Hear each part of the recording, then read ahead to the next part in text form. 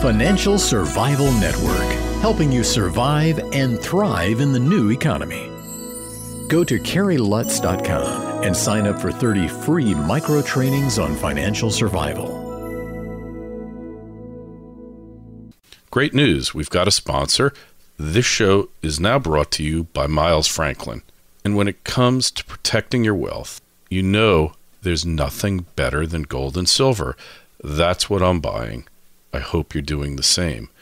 And once you make the decision to buy gold and silver, there's no better place than Miles Franklin. Look, they've been in business 22 years. And the reason I'm a customer is because when you buy, they ship.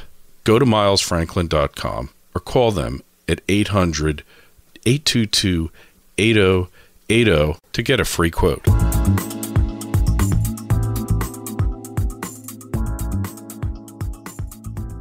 1490 WGCH. This is Carrie Lutz. You're listening to the Financial Survival Network. Wondering about the price of silver? Wondering about diminishing fiat currency and how long it's going to go on? Well, there's one person that knows a little bit about it. Chris Duane, the Silver Shield of don't-tread-on.me. Chris, welcome back again. Hey, how you doing, Carrie? All right, so silver is under a little pressure, but all this pressure, and it's $32.50 with all these raids, kind of looks like much ado about nothing, doesn't it? Yeah, I mean, listen, at the end of the year, the last week of December, we hit all the way down, I think, to 26. And, if you look at that $26 level, we hit that twice, and it really comes across as like, that's it. That's like the 50% mark from its highs in last May. And, I think the big perspective is that this is a 30-year cup and handle that we have, been filling for a long time.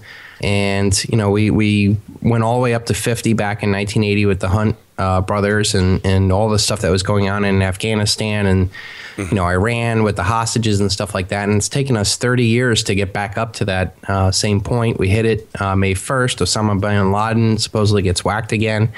And then, it's been, a very long year since then. And it's definitely been on this downward trend for a long time. I think it hit its bottom at 26.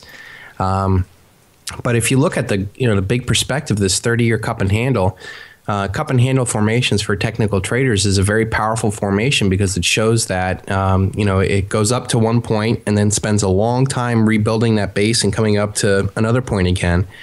And the handle part of it is simply a trend where those that came in at the last part of that cup start selling off as they get back to where they were. And it's basically the last shakeout of weak hands before it reaches a new paradigm or a new level. And if you do any research on these cup and handle formations, the handle part, the downward trend of these people, the final weak hands getting out before this new takeoff thing, can last anywhere from 6 to I think they said 60 weeks. And that the long period of it would take us out to July. But we're well due to break out of this thing. And once this channel is broken, and we almost did it last, 2 weeks ago or 3 weeks ago, once that channel is broken, everybody who's sold out, who has been weak into this market, really, will either be flushed out or that there will be so much momentum coming to the upside that it wouldn't matter. And you get the feeling like we have so much coming to head in 2012. We have $8 trillion worth of sovereign debt that needs to be rolled over this year. And with most of that sovereign debt being paid at 0.5% or 1%, like I think Japan's got $3 trillion that has to be rolled over. The United States got $3 trillion. Eurozone, another $2 trillion. There's trillions of dollars. But with that debt paying so little interest, there's who's the buyer for it, especially when inflation is at 8, 9, 10%, and these bonds are paying 8%. It's like throwing money away. That leaves the central banks to fill this void. You look at China walking away from our bond market, the Federal Reserve picking up more money. There's just more money flowing into the system. And you have to feel all this, all these smackdowns on gold and silver is just really trying to let the air out of the tires before this thing blows up. Yeah, my take on the smackdowns, because they're happening, without any hint of trying to hide it.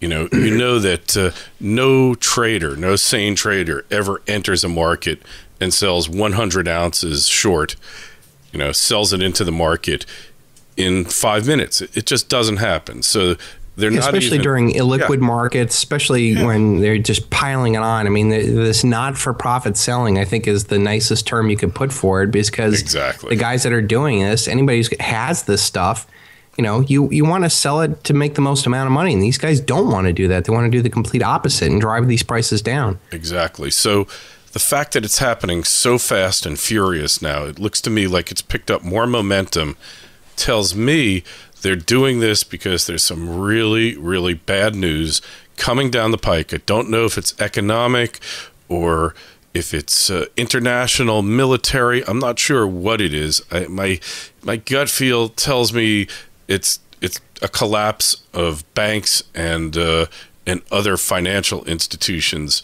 that is right around the corner, and they're trying to suppress gold and silver as a means of keeping it so that when those bad events occur, they're going to hope that gold and silver don't break out and hit new highs, which would confirm that the party's over.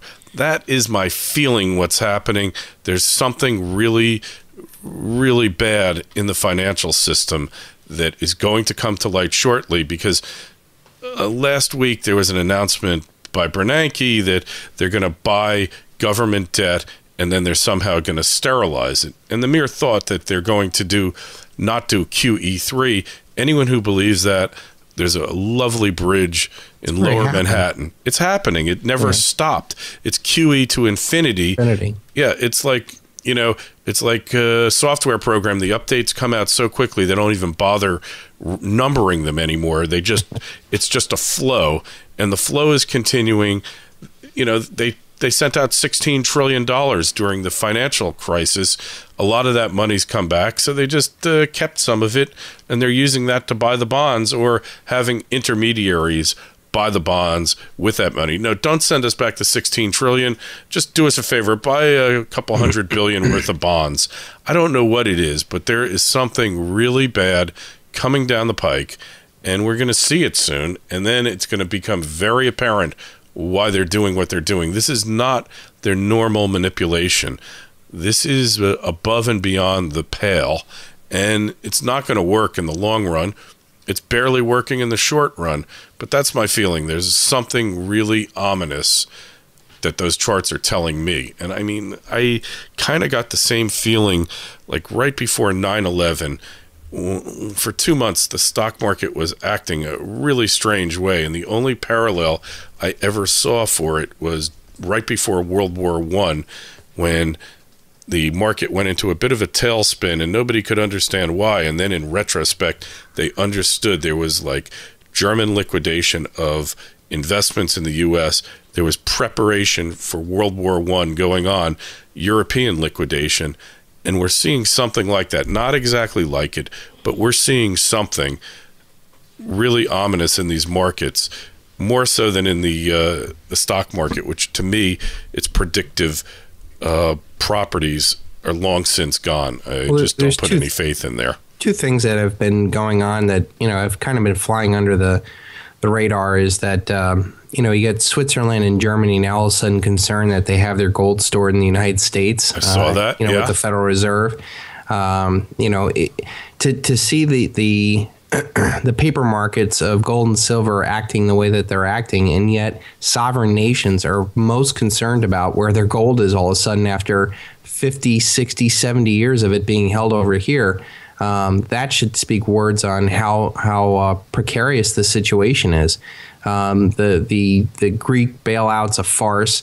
The whole system's insolvent. The whole world's insolvent. This is all a lie, and that any action to suppress real prices, whether it's oil or gold or silver, things are just a way of trying to keep the system going for another election, another cycle, another quarter, another way that they can make more profits and spread more debt throughout this world. And then we also have these guys that are starting to leak. So we had this Greg Smith from Gold Sachs. I saw that. That was amazing, wasn't it? So here you got this guy who was working there for 12 years. So he's probably about my age. I didn't really read up on him, but now all of a sudden this guy's got an active conscience, like, Goldman works against their employees, and it's parasitic. That's great and all, and you're going to see more of these guys. But the reality is until they actually start pointing fingers and giving back all their ill-gotten gains. To me, it's just another rat off the sinking ship. And this is one of the things I think the elite has to be most concerned about. I think there was even somebody posted on the CFTC website saying that there were a JP Morgan employee who's going to be a whistleblower too. This is propaganda is not for the masses. It's for those that are actually working the system. The indoctrination of becoming a Goldman banker is really a cutthroat, way of living. And they take these young, full of testosterone guys. I know a number of them, man. I did too. I grew up with them. A bunch of them, yeah. Same here. I know one that did some insider trading, jail time.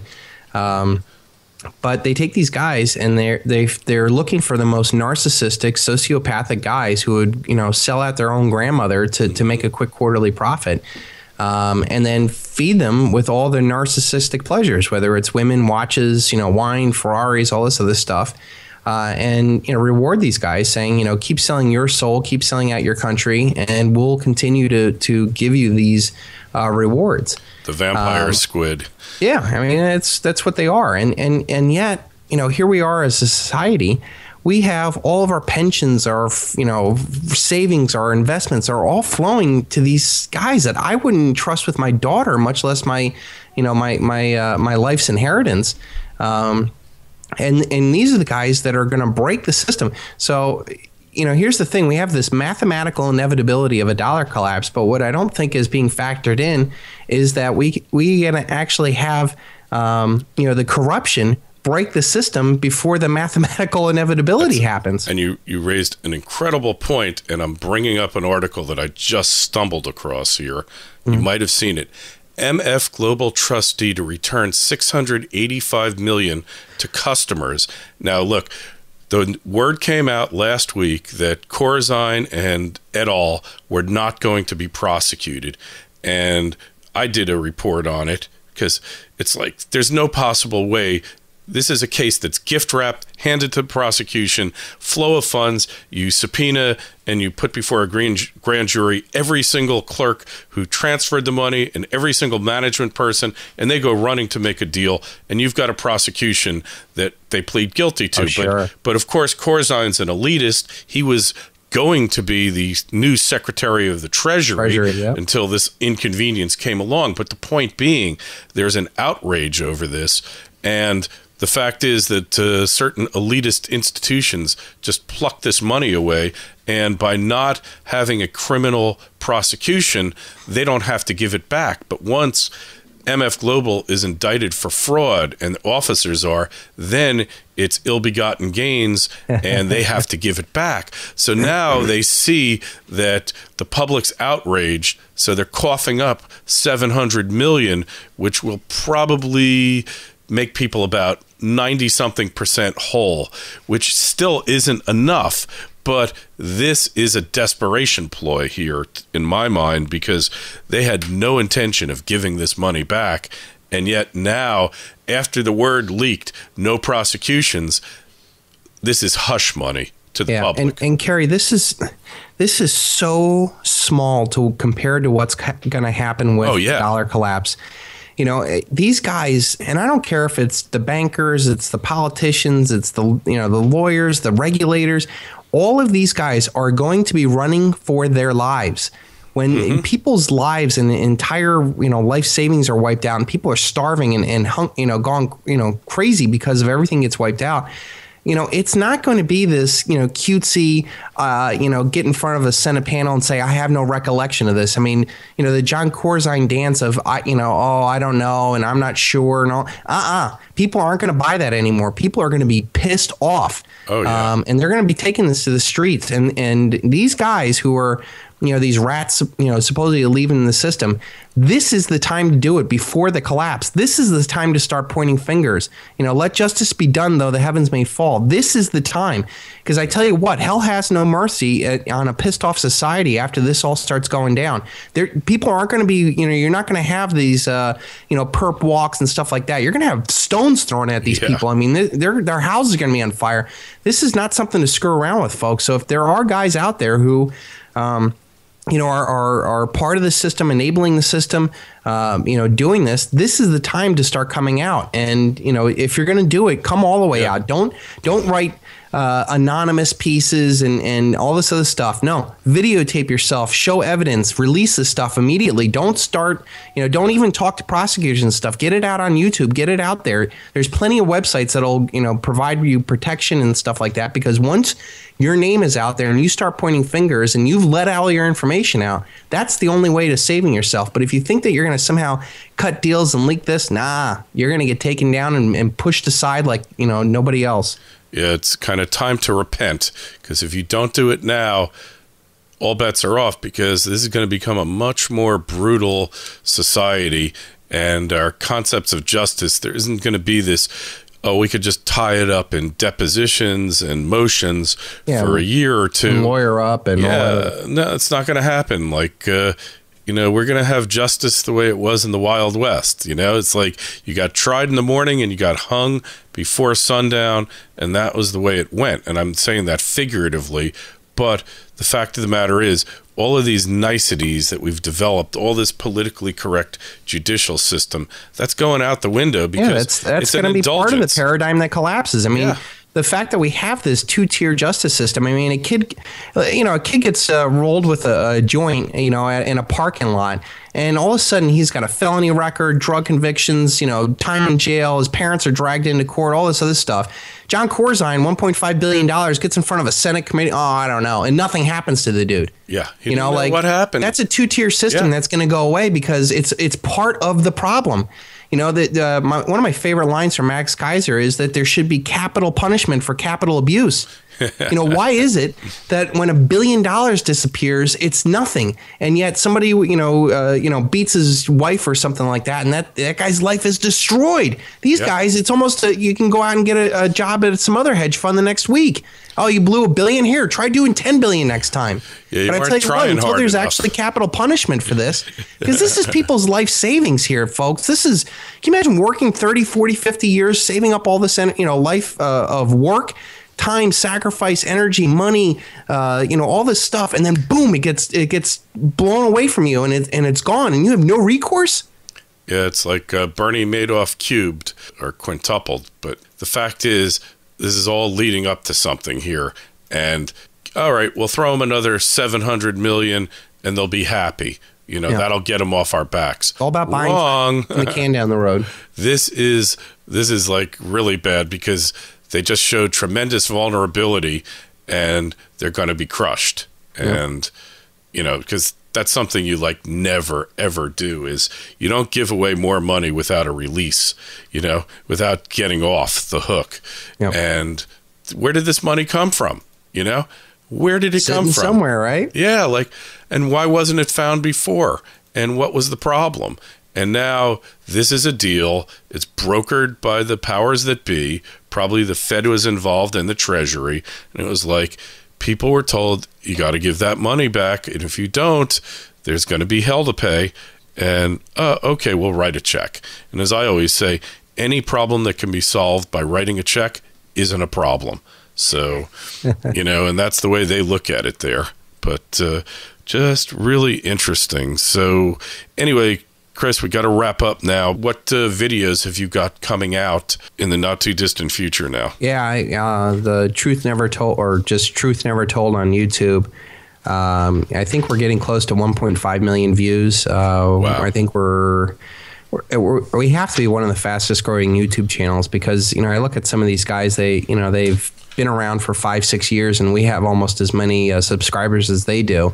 And we're adding, a couple hundred a day. So it's pretty cool. But I'm in the phase now where I'm starting to take a lot of the written work that I did last year and make it into videos, because these videos have a lot longer shelf life than the articles I wrote. So some of the articles I've been doing recently are the kind of catchphrase, gotcha titles like top 5 places not to be when the dollar collapses. I just watched that, and unfortunately, I'm near several of them, and I'm like, you're number 4. Yeah, I'm figuring, well, I'll just I'm in Greenwich by the harbor. I'll hijack a boat, and I'll take it someplace, or I'll just go to Westchester Airport and find a pilot who needs some silver. I think the good thing for those that are aware, and that's what all my work is about, is trying to get people aware of what's going on. We're going to get a few days, a few weeks head start over the rest of the world because they're in such serious denial. We're going to see things happening that are going to be sending off our spidey senses, to actually get out of there. Another video I did was 3 coming false flags. I go over the 3 main threats to the Anglo-American Empire, namely the military threat that the non-aligned anti-hegemon nations like China, Russia, Iran, Venezuela, all these nations that don't benefit off the current paradigm, what kind of military threat they have, the financial threat of this mathematically inevitable collapse of the dollar. And then the third threat, which is information, having free-flowing information out there is really bad for a system that's built on lies. So, I talk about how the elite have to kind of wrap this up like the end of Godfather 1, and try to take care of all the threats in one shot. Get ready for the sequel, because that's one sequel that was as good as the original, right? Yeah, it was. Hey, well, I think I told you, we hit over 1 million downloads on the podcast, not including any YouTubes or anything else. Yeah. And, we upgraded the website. We've got the debt clock on it. We're putting the drug war clock on it, and a couple of others. There's a lot of exciting things happening, so hopefully you're right. We'll get that couple of weeks heads up to head for the hills, as it were. Yeah. And we're definitely approaching what I would call the most interesting of interesting times. That's for sure. All right. We'll catch you next week. Feel better. Everybody I know that I've had on the show recently has been under the weather to some extent. Yeah, it's like I got over the flu and now I got to deal with allergies. So yeah, it's that season. All right. That's right. Be well. All right. Take care, Carrie.